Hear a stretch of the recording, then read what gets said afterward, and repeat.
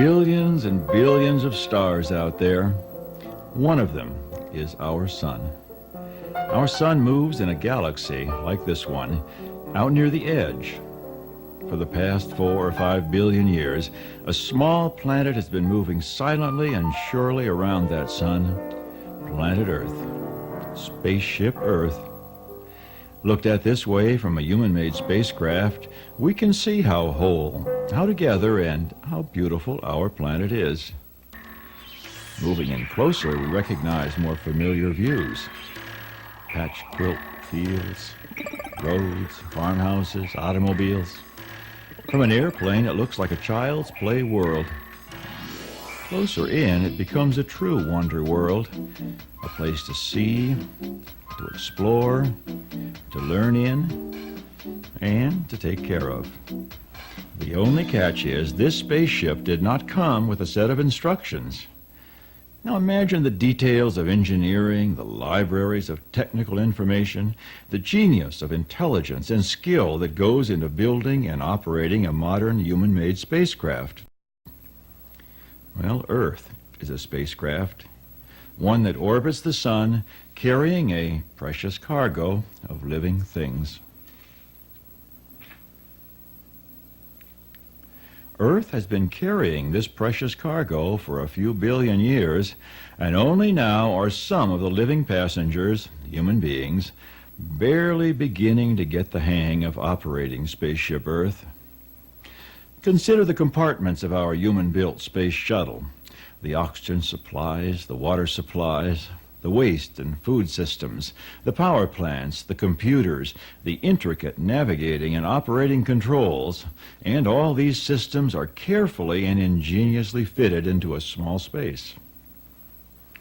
The compartments of Earth are roomier. They are even more carefully and ingeniously fitted together. Here's what one kind of compartment looks like: a city. Human-made, complicated, exciting, lonely, romantic, brutal, fascinating. Here's another kind of compartment, a small town, a village, the kind of compartment where most of the world's people live. And then there is the countryside, the farms, the plains, the mountains, the lakes, the oceans, the deserts, the broad sweep of the earth, and the wide range of living creatures who inhabit it. All these compartments with all these passengers are powered by the sun. And all these compartments and passengers are parts of what we are coming to call the biosphere. Biosphere means living sphere, and it includes all the living that goes on in the thin outermost layer of planet Earth.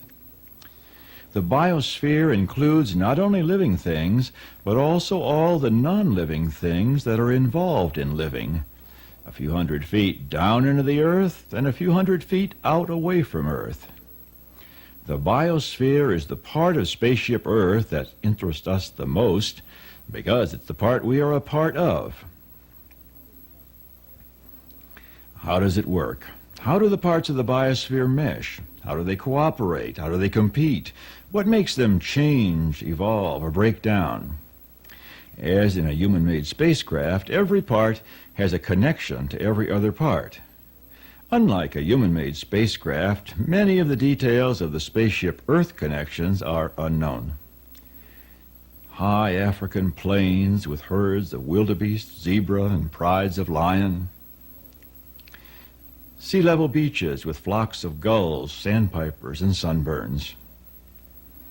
Mountain meadows with aspens, hawks, and Sunday hikers. And city plazas with fountains, statues, and conventioneers. Now, how do they all connect? Even though our spaceship did not come with a set of instructions, scientists of yesterday and today have figured out some of these connections and some of the operating rules. And here is a rough outline of what we have figured out so far. There are 4 main parts to the biosphere: abiotic, producers, consumers, decomposers. And they are all connected to one another in a continuous cycle, one part continually changing into another part over and over again. Let's take them one at a time. The abiotic first. Abiotic means not living. In the biosphere, the abiotic includes rocks.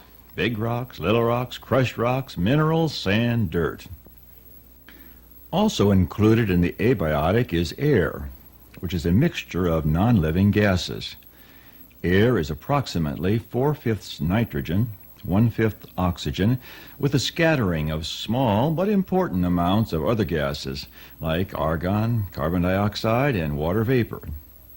And finally, the abiotic includes water. Now, the atoms that make up the abiotic rocks, air, and water do not stand still. These atoms are continually on the move, circulating around and around on their way into and out of the other three parts of the biosphere: the producers, the consumers, and the decomposers. Now, we should put it more strongly than that. These atoms don't just go into and out of these other parts, they make up the other three parts. All life, in other words, is literally made of atoms from rocks, air, and water. Now, these rock, air, and water atoms become the living parts of the biosphere by way of what we call producers. Producers are, for the most part, the green plants of the world: corn, grass, trees, seaweeds, pondweeds, algae. The atoms that now make up, that are the corn, the grass, the tree, the seaweed, the pondweed, the algae, are the very same atoms that a few hours before made up the abiotic level of the biosphere, that were rocks, air, and water. Think about that for a minute. It's quite a trick, you'll have to admit. The producer plants are able, through their chemical magic, to change rocks, air, and water into leaves, fruits, and nuts, into the smell of the rose, the taste of the apple, the strength of the 2x4. And of all things in the world, it is only the green plants that have learned how to do this trick. Now, scientists have figured out some of the details of how they do it, and they call the process of changing these atoms of rocks, air, and water into molecules of living plant material photosynthesis. Photo means light, and synthesis means putting together. The energy provided by sunlight powers photosynthesis. Green producer plants can use this power to synthesize, to put together, abiotic atoms. They rearrange these atoms and make them into roots, stems, and leaves, into fruits, vegetables, and seeds. These roots, stems, and leaves, these fruits, vegetables, and seeds, now become food for the next level of the biosphere, the consumers. Animals eat the grass, turning it into animal life. Fish eat the pondweeds and turn them into fish life. And we eat the fruits, vegetables, and seeds, the milk, beef, and fish, and turn it into human life. Of course, animals are not the only living things that need food. Plants themselves use some of the living material they have just made for their own life, energy, and growth. Well, we don't usually say that plants eat, but they do consume some of the chemical energy that they themselves captured in the process of photosynthesis. In a real sense, then, we are what we eat. The same atoms that once were a part of rocks, air, and water became green producer plants and now make up a consumer organism like you. Your hair and your heart, your big toe and your brain, you are a biosphere consumer. So that explains 3 of our 4 parts. The 4th part is the often neglected and still not very well understood decomposer. Decomposers are living things that can convert living matter back into the abiotic rocks, air, and water from which they came, from which we all came. A lot you don't see is happening on the quiet earth, in the wet marsh.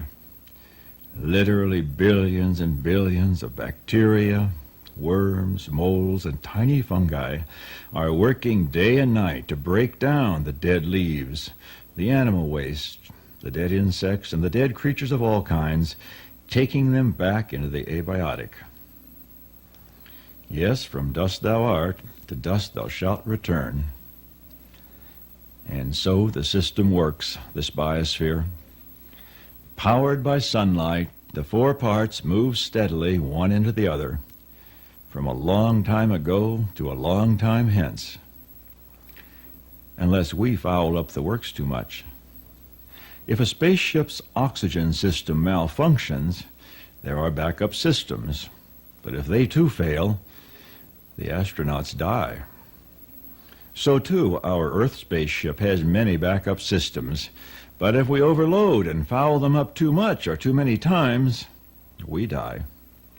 For we too are space people, each and every one of us. Fortunately, many people are becoming more aware of this nowadays and are thinking and working and fighting to keep our air pure, to keep our water clean and clear, to keep our earth sweet-smelling and fertile.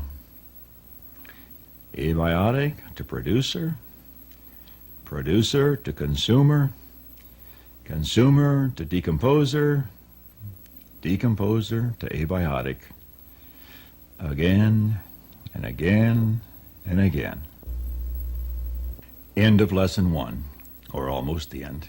Like all good endings, a beginning too. For people are pretty powerful, especially now that there are so many of us, and we are tinkering more and more with our spaceship. Electrifying it, bulldozing it, paving it, computerizing it, making it more barren here, more productive there.